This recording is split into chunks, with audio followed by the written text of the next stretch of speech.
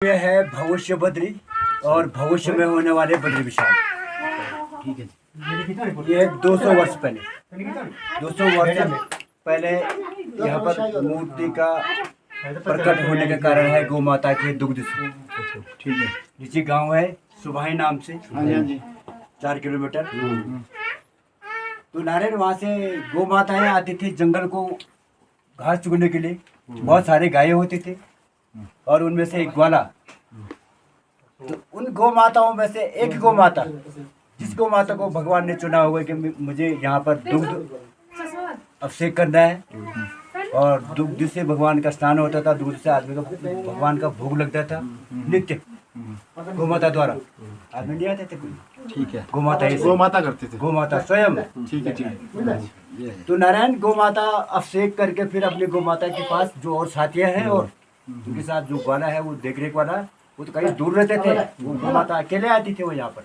अच्छा सा, किसी को दिखा भी नहीं, ग्वाला को भी नहीं दिखा ना, और गौ माता को दिखा नहीं तो लाइन लग जाती। नारायण जी का मंदिर केवल उन्हीं को यहाँ पर आदेश था, एक ही गौ माता को। ठीक है, ठीक है। तो वो गौ माता सुबह नित्य आती थी, फिर अपने पूजा करके अपने और साथियों के साथ चले जाती थी।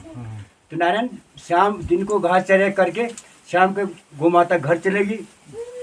तो 7-8 बजे दूध निकालने का समय होता था गौ माता का। जब माता लोग दूध निकालने जाते तो गौ माता ने दूध देने से इनकार कर दिया, दूध नहीं दिया। दूध इसलिए नहीं दिया कि दूध तो भगवान को चढ़ रहा था, उसमें कोई मतभेद हो गया था, झूठा हो गया था, पता भी नहीं चलता। अगर घर पे दे देते क्या पता चलता, वहाँ पर भी चढ़ा रही यहाँ भी चढ़ा रही कह के। हाँ, फिर पता लगना था। हाँ, तो नारायण ये लीला दूध वाला बहुत दिन तक चलता रहा। तो अगर घर पे दूध नहीं है तो जरा बुरा भी लगता है। तो ग्वाले को ये हो गया भाई गौ माता का आना जाना डेली लगा हुआ है, अच्छी है गाय, बीमार नहीं है, कुछ नहीं है, दूध नहीं देते, ये कुछ कारण है।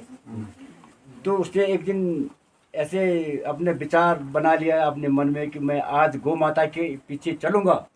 गौ माता का पीछा करते रहे, गौ माता कहाँ जाती है। ठीक है, चल दिया गौ माता घर से, गांव से जंगल जैसे नित्य आती थी और गायें तो चुगने लगी घास पे। तो वो गौ माता रास्ते लगी, पहले रास्ता नहीं था नारे, जंगल ही जंगल। तो उसने देख लिया भाई गौ माता चल दिया, मैं भी चलता हूँ। वो कुछ दोराहे पे आ रहा था, चुप चुप के आ रहा था, वो पीछे पीछे गौ माता को दिखने नहीं चाहता था। तो नारायण भगवान ने लीला करवा दी। गौ माता तो आ रही थी परंतु वो कुछ कदम चला 4-6 मीटर, अच्छा, भगवान ने लीला कर दी, उसको बैठा ले नीचे ठीक है, ताकि ये देख न सके कि उसको बैठने से वो अंतर ध्यान हो गए, उसकी आंखें बंद हो गई, वो ध्यान में बैठ गया। वो लीला भगवान ने करवा दिया। गौ माता आई शिला पे, दूध अभिषेक किया, चलेगी अपने गैया के साथ, वहां उनके साथ मिल गई। तब जाके उस ग्वाले की नींद खुली, ठीक है। वो चल पड़ा जंगल। वापिस उसको तो जंगल ही आना था, उसको कोई याद नहीं है, उसको तो जंगल के वो जो पहले से जंगल की रटन थी। तो वो पूरे जंगल छानबीन करी तो गौ माता कहाँ मिली थी। गौ माता तो वापस चले गई थी। तो नारायण वो अकेले थक चुका, तो वो शिला के नजदीक पहुंच गया यहाँ पे। तो उसको यहाँ पर भगवान की शिला को पूरी दूध से अभिषेक होकर दूध बह रही थी नीचे को। जब तक उसका पाँव जाता तब तक उसके दूध के छींटे उसके बदन में पड़ गए। भगवान ने करवा दिया, रुक जा करके। उसको दूध भगवान के शिला का भी दर्शन हुए, दूध के भी दर्शन हो गए। उसको निशानी मिल गई कि मेरी गौ माता ने यहीं पर दूध अभिषेक किया हुआ। तो वो नतमस्तक करके उसने कहा यहाँ पर कोई देवी रूप भगवान प्रकट होने वाले है, इसीलिए मेरे गौ माता ने यहाँ पर दूध पहले से देख यार, आज मैंने तो स्वतः देख रहा हूँ मैं, दूध बहती हुई है, शिला से निकल करके दूध बह रही थी। दूध गाढ़ा होता नारायण, बहुत धीरे धीरे स्लो चलता है, पानी तो एकदम पिघल जाता है। दूध धीरे धीरे धीरे करके रुक रुक करके जाती है। तो नारायण वो वापस चला गया। तो गौ माता वहीं मिली जहाँ और गौ माताएं थे। तो वो शाम को घर गया तो उसने समस्त ग्रामवासी वालों को बता दिया कि वहाँ पर ऐसे ऐसे लीला है। दूसरे दिन समस्त ग्रामवासियों द्वारा यहाँ पर भगवान की पूजा हुई और समस्त ग्रामवासियों के गौ माता उनकी पूजा हुई।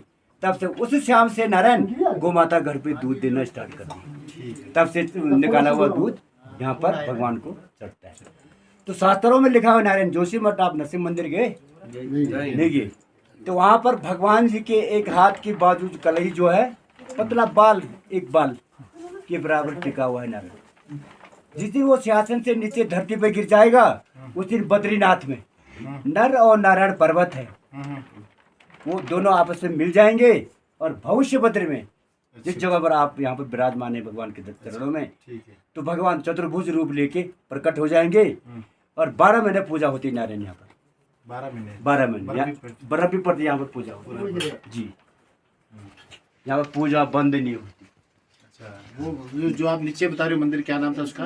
नरसिंह मंदिर, जोशी मठ। जोशी मठ, आप जाना वहाँ जरूर। नरसिंह मंदिर। अच्छा, वो बाल रुमा ही है थोड़ा सा, एक बाल की बड़ा टिका वो, उसके दर्शन सुबह 7 बजे होंगे आपको।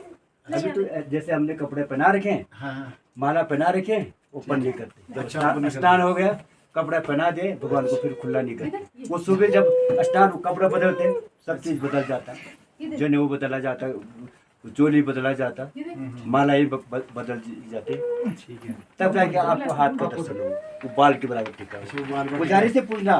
ठीक है। जिस दिन वो बाल नीचे गिर वो गया, जिस दिन वो हाथ, पूरा हाथ गिर जाएगा, गिर जाएगा, उस दिन वो उस दिन बद्रीनाथ बनी। बद्रीनाथ में एक ही दिन होगा नारी बद्रीनाथ का, नरसिंह भगवान का हाथ का नरसिंह कलाई मंदिर। नीचे गिरना धरती पे, और बद्रीनाथ में नर नारायण का मिलना, और भविष्य बद्र में भगवान का पटमेला भी कहते हैं। नाम महादेव आप जो जैसे भी बोलता है, पटमेला नामक गढ़वाले में हो गए वो। हाँ, पटमेला ही बोलते हैं, पटमेला। तो वहाँ विलुप्त हो जाएगा, वहाँ जाने लायक नहीं रहेगा। पुराणों में लिखा हुआ सत्य है, जो बात लिखी हुई है पहले की, वो अटल है, वो आज कहाँ हमारी हो रहा, हो रहा वो बातें जो शास्त्रों में लिखा हुआ ना, वो आज हो रहा। ये लीला है। तो भगवान प्रकट हुए नारायण शीला पहले इस प्रकार थी। ये 35 साल पहले की फोटो है, ये देखिए, ये 35 साल पहले देखिए उठा के दिखाना ही है। 35 साल पहले की ये